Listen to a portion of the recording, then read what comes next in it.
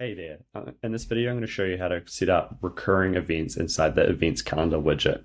So what you need to do is in your data source, you want to create another column for your recurring, and I've called my one recurrence. And then over in your widget, head down to event data and then this new data binding called recurrence and select that column. Now, the way this works is if you click this little button here, you can build a rule that you can copy and paste onto your data source. So in my example, I want to perhaps set an event that happens every single day. I want it to repeat 10 different times. And as I'm changing these configurations, my rule is being generated.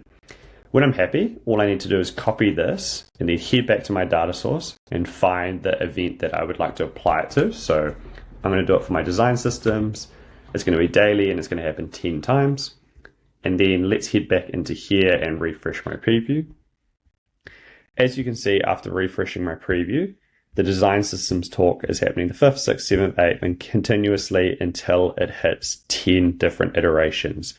And so that's all you need to do to have recurring events. You can customize them with different kinds of things inside the recurring rule builder and let your events run accordingly.